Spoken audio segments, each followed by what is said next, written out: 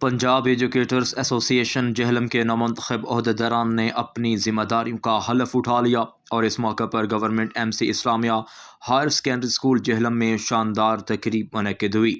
جس میں مرکزی جنرل سیکرٹری پنجاب ایجوکیٹرز ایسوسی ایشن ڈاکٹر عبدالرزاق خان نیازی مہمان خصوصی کے طور پر موجود تھے۔ تقریب میں نامنتخب ضلعی اور تحصیل ذمہ داران کے علاوہ مرد و خواتین اساتذہ کی بڑی تعداد نے شرکت کی۔ نو منتخب ضلعی قیادت میں محمد احسان الہی شاکر صدر اور انزک محمود بھٹی چیئرمین، چودھری شبیر حسین چیف آرگنائزر، محمد رفیع راجپوت سینئر نیب صدر،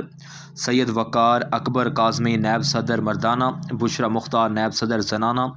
مبشر Abbas Shahid general secretary, Malik Saeed Akhtar joint secretary, Shahid Sikandar Mirza media secretary, Raja Jawad Hussain finance secretary اور Owais Khurshid Butt deputy media secretary اور Muhammad Waseem deputy finance secretary شامل تھے،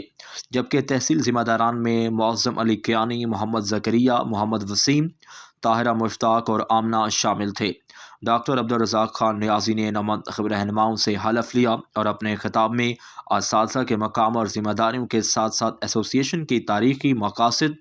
دستور العلم اور مستقبل کے لاہ عمل پر تفصیل سے روشنی ڈالی۔